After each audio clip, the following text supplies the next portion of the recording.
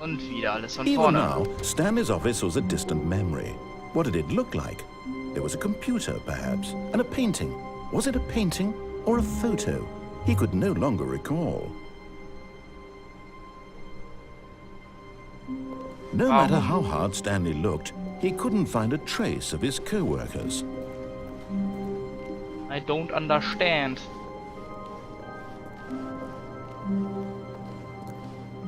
So, weshalb, warum? Ja, nicht frag ist wird.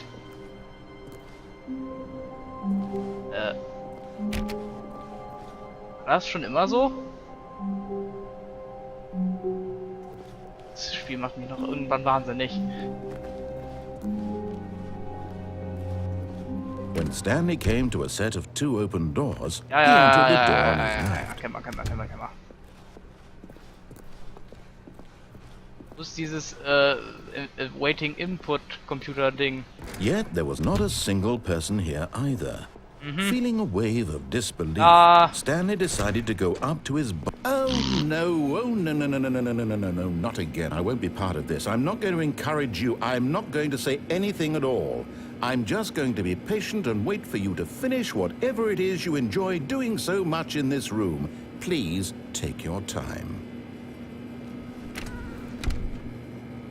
Immer.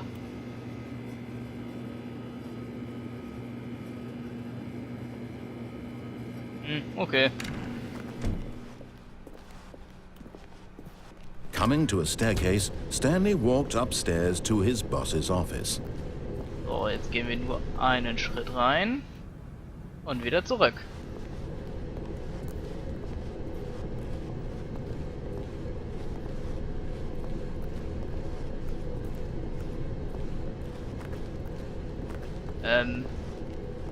But Stanley just couldn't do it. He considered the possibility of facing his boss, admitting he had left his post during work hours. He might be fired for that. And in such a competitive economy, why had he taken that risk?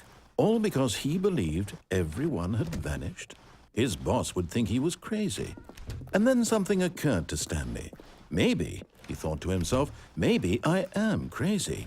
All of my co-workers blinking mysteriously out of existence in a single moment for no reason at all. Hatten wir schon. Das war jetzt nicht so ganz das Ende, was ich haben wollte. Irgendwo soll... Wait, Stanley thought to himself. Am I sure that the orders stopped coming in? How is that possible? They never stopped. Surely I was mistaken. Ja. Gib dir nur weiter deinen Bullshit.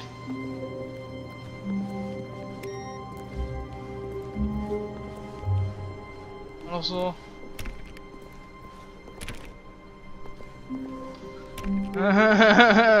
When Stanley came to a set of 2 open doors, he Mal this wieder was rechts. not the correct way to the meeting room, and Stanley knew it perfectly well. Perhaps he wanted to stop by the employee lounge first, just to admire it.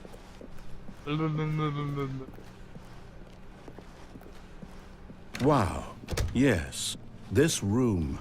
But eager to get back to business, Stanley took the first open door on his left.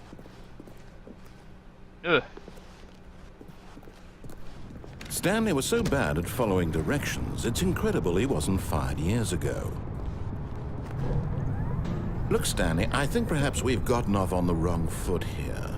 I'm not your enemy, Selbstmord? really, I'm not. I realize that investing your trust in someone else can be difficult, but the fact is that the story has been about nothing but you all this time. There's someone you've been neglecting, Stanley. Someone you've forgotten about. Please, stop trying to make every decision by yourself. Now, I'm not asking for me, I'm asking for her. This is it, Stanley. Your chance to redeem yourself. To put your work aside. To let her back into your life. She's been waiting.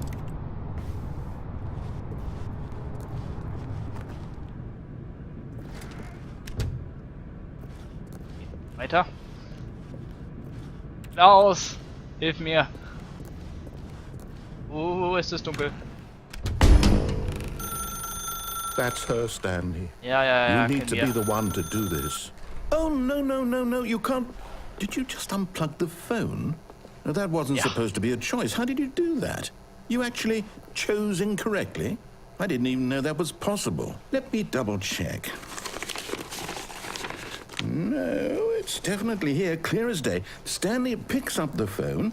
He's taken to his apartment where he finds his wife, and the two pledge themselves to one another. Music comes in, fade to white, roll credits. Not picking up the phone is actually somehow an incorrect course of action. How is that even possible? None of these decisions were supposed to mean anything. I don't understand.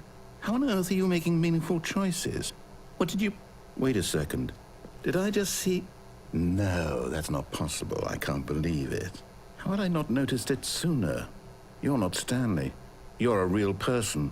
I can't believe I was so mistaken. This is why you've been able to make correct and incorrect choices. And to think I've been letting you run around in this game for so long. If you'd made any more wrong choices, you might have negated it entirely. It's as though you completely ignored even the most basic safety protocol for real-world decision-making. Or did you not grasp the severity of the situation? Well, I won't have that kind of risk on my watch.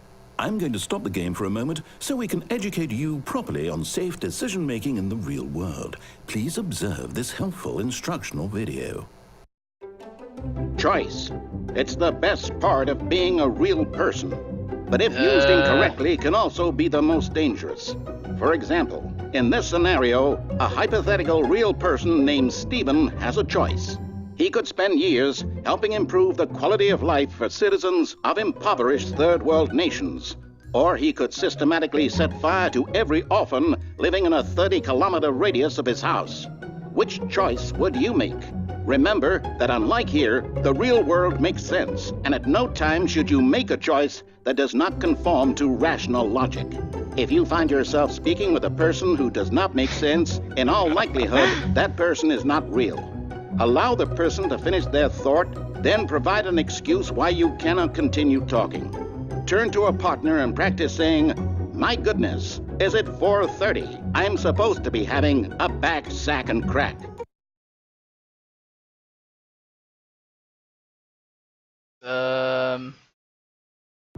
Excellent.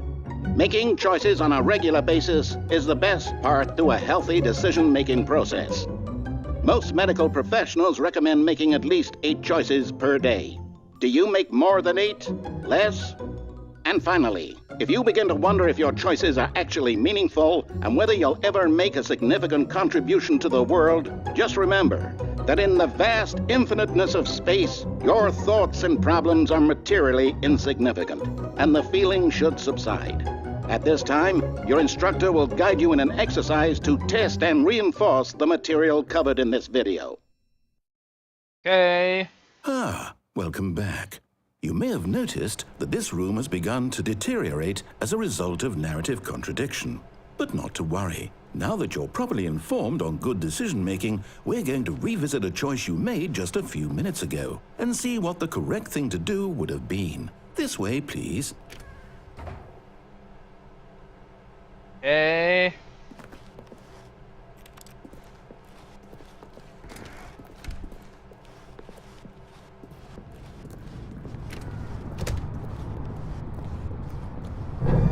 Now that we know your choices are meaningful, we can't have you jumping off the platform and dying. Imagine the main character dying senselessly halfway through the story. That story would make no sense at all. We just need to get you home as soon as possible before the narrative contradiction gets any worse. Unfortunately, it seems this place is not well equipped to deal with reality.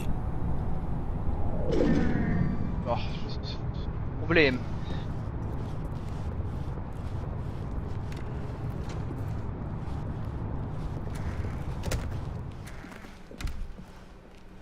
Gehe ich halt wieder zurück.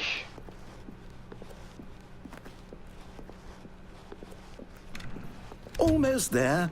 You'll take the door on the left, back to the correct ending, the story will have resolution once again, and you'll be home free in the real world.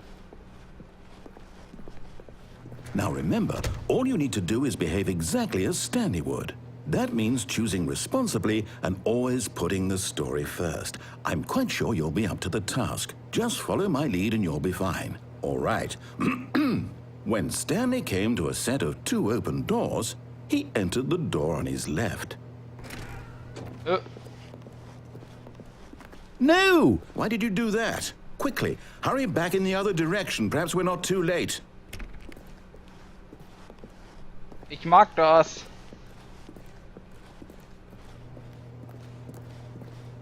Und wieder rechts. Dann halt links. Was war das?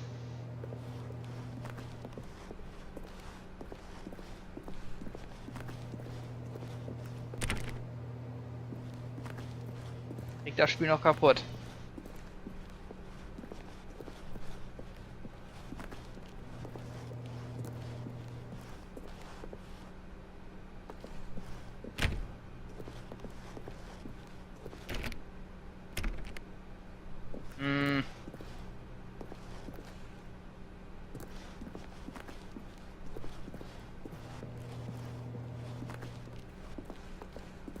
Werde gewinnen. Irgendwie, aber ich werde gewinnen. Oh, it's ruined. I can't believe, after everything we talked about, that my story, you've destroyed my work. Why? For what? What did you get out of that? What did you think was so special about seeing the game undone, left here like so much garbage? It's worthless now. And what am I supposed to do? Even if there were a way to continue, would it be worth it? To know that my story is now incorrect? How can I go back to that? I can't erase that knowledge. I'll have to live with it forever, reliving its impossibility forever. I couldn't live that way. Is it better to shut the game down entirely? To willingly destroy all of my work? I don't know. What's the answer? What do I do? What do I do? What do I... No, I have to. I have to shut the game down. I have to. I have to.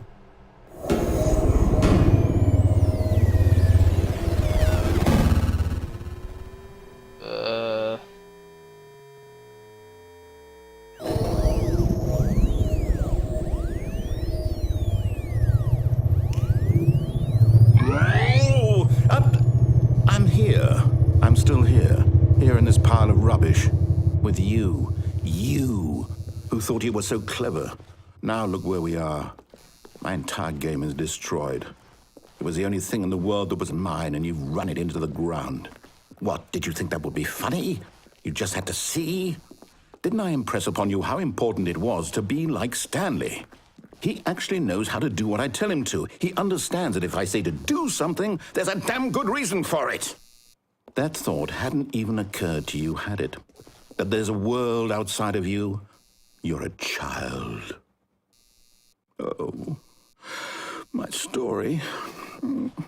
If you'd just gone through the door on the left, you would have seen it. There was a whole underground facility. You would have destroyed it and been victorious. It would have been so perfect. I worked so hard on it. I tried so hard. Behave exactly as Stanley would. That means choosing responsibly and always putting the story first. I'm quite sure you'll be up to the task. Just follow my lead and you'll be fine. All right. When Stanley came to a set of 2 open doors, he entered the door on his left. No. No! Why did you do that? Quickly, hurry.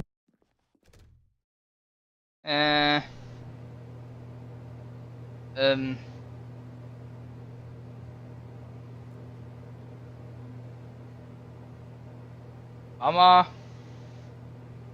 When Stanley came to a set of 2 open doors, he entered the door on his left.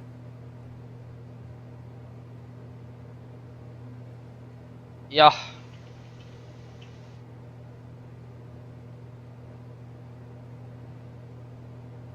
Ja, Vorteil ist, dieser Folge ist ziemlich viel schwarz. Das sollte die Renderzeit verkürzen. Ja. Habe ich es jetzt kaputt gekriegt? Glaube schon.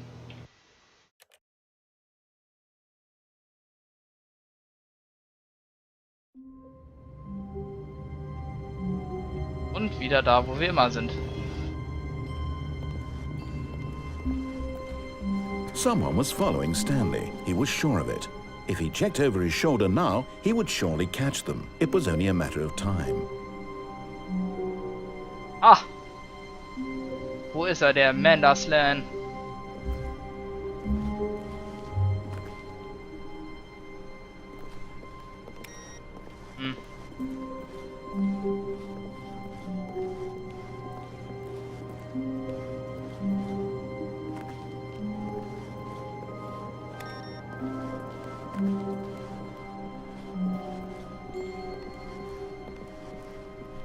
When Stanley came to a set of 2 open doors, he entered the door on his left. Ah.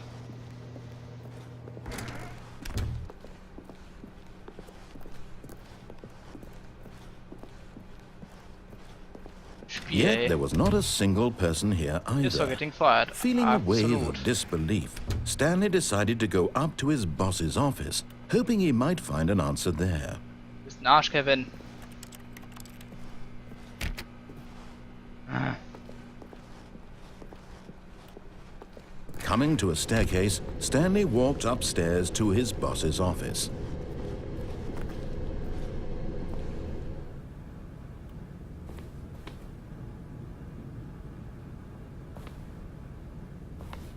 Nö.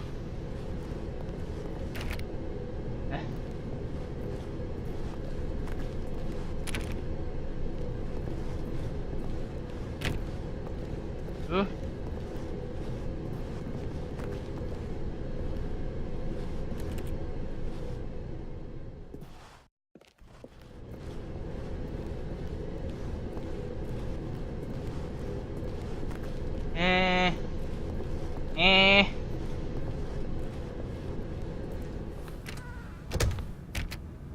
Nein! Nein! Ah. Okay, I think we all know the drill by now. Blah, blah, blah. Dark secrets, the keypad. Stanley pushes some buttons. Oh, hey, look, it's a new passageway. Quelle surprise.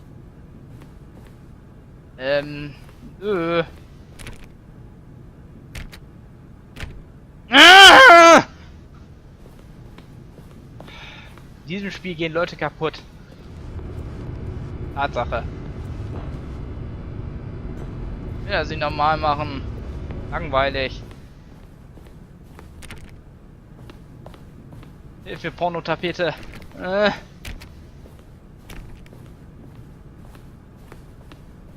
Ich dachte, Stanley wäre fett, der sollte doch einiges an Momentum aufbringen, wenn er gegen die Tür läuft.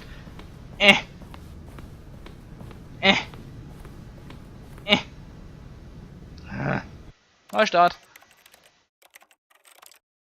Option, warte mal. Achievement.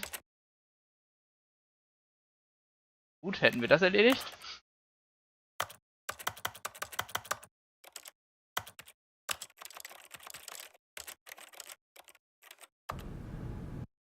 Neustart. Ich verstehe es nicht.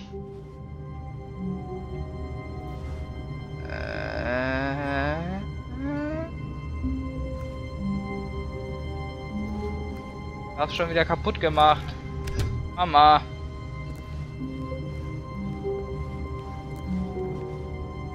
Gut, ich habe eine Abkürzung gefunden. When Stanley came to a set of 2 open doors, he entered the door on his left. Gut.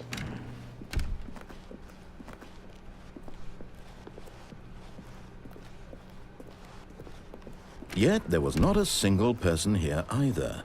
Feeling a wave of disbelief, Stanley decided to go up to his boss's office. Coming to a staircase, Stanley walked upstairs to his boss's office. So, wenn ich jetzt hier hochgehe, kann ich reingehen?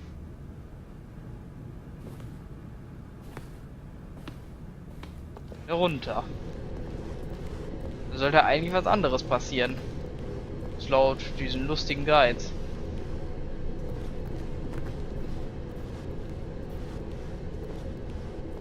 But Stanley just couldn't do it. He considered the possibility of facing his boss, admitting he had left his post during work hours. He might be fired for that. And in such a competitive economy, why had he taken that risk? All because he believed everyone had vanished. His boss would think he was crazy. And then something occurred to Stanley. Maybe, he thought to himself, maybe I am crazy. All of my co-workers blinking mysteriously out of existence in a single moment for no reason at all. None of it made any logical sense. And as Stanley pondered this, he began to make other strange observations. For example, why couldn't he see his feet when he looked down? Why did doors close automatically behind him wherever he went? And for that matter, these rooms were starting to look pretty familiar. Were they simply repeating? No, Stanley said to himself, this is all too strange. This can't be real. And at last, he came to the conclusion that had been on the tip of his tongue. He just hadn't found the words for it. "I'm dreaming!" he yelled. "This is all a dream." Oh, what a relief Stanley felt to have finally found an answer, an explanation. His co-workers weren't actually gone. He wasn't going to lose his job. He wasn't crazy after all. And he thought to himself, I suppose I'll wake up soon. I'll have to go back to my boring real-life job pushing buttons. I may as well enjoy this while I'm still lucid. So he imagined himself flying and began to gently float above the ground. Then he imagined himself soaring through space on a magical starfield, and it too appeared. It was so much fun, and Stanley marveled that he had still not woken up. How was he remaining so lucid? And then perhaps the strangest question of them all entered Stanley's head. One he was amazed he hadn't asked himself sooner. Why is there a voice in my head dictating everything that I'm doing and thinking? Now the voice was describing itself being considered by Stanley, who found it particularly strange. I'm dreaming about a voice describing me, thinking about how it's describing my thoughts, he thought. And while he thought it all very odd and wondered if this voice spoke to all people in their dreams, the truth was that, of course, this was not a dream. How could it be? Was Stanley simply deceiving himself, believing that if he's asleep, he doesn't have to take responsibility for himself? Stanley is as awake right now as he's ever been in his life. Now, hearing the voice speak these words was quite a shock to Stanley. After all, he knew for certain, beyond a doubt, that this was in fact a dream. Did the voice not see him float and make the magical stars just a moment ago? How else would the voice explain all that? This voice was a part of himself too. Surely, if he could just... He would prove it. He would prove that he was in control, that this was a dream. So he closed his eyes gently, and he invited himself to wake up. He felt the cool weight of the blanket on his skin, the press of the mattress on his back, the fresh air of a world outside this one. Let me wake up, he thought to himself. I'm through with this dream. I wish it to be over. Let me go back to my job. Let me continue pushing the buttons. Please, it's all I want. I want my apartment and my wife and my job. All I want is my life exactly the way it's always been. My life is normal. I am normal. Everything will be fine. I am okay.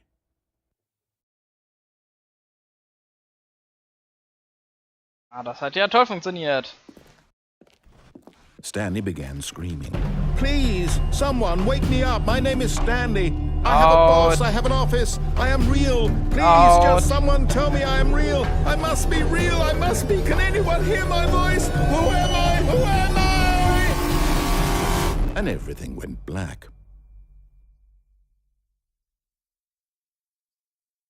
Whoosh. This is the story of a woman named Mariella. Mariella woke up on a day like any other. She arose, got dressed, gathered her belongings, and walked to her place of work. But on this particular day, her walk was interrupted by the body of a man who had stumbled through town talking and screaming to himself, and then collapsed dead on the sidewalk. And although she would soon turn to go call for an ambulance, for just a few brief moments, she considered the strange man. He was obviously crazy. This much she knew. Everyone knows what crazy people look like. And in that moment, she thought to herself how lucky she was to be normal. I am sane. I am in control of my mind. I know what is real and what isn't. It was comforting to think this, and in a certain way, seeing this man made her feel better. But then she remembered the meeting she had scheduled for that day, the very important people whose impressions of her would affect her career, and by extension, the rest of her life. She had no time for this, so it was only a moment that she stood there, staring down at the body. And then she turned and ran. Ja. Das Spiel tut, als wäre es voll deep. In Wirklichkeit ist es aber einfach nur doof. Uns versucht eigentlich mal andersrum zu sein, aber das Spiel ist halt, ne? A soft wind blew outside and perhaps rain started, and if it did, it stopped shortly after.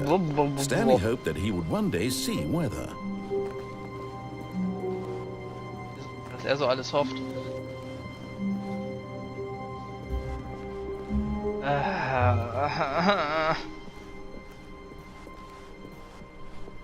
When Stanley came to a set of 2 open doors, he entered the door on his left.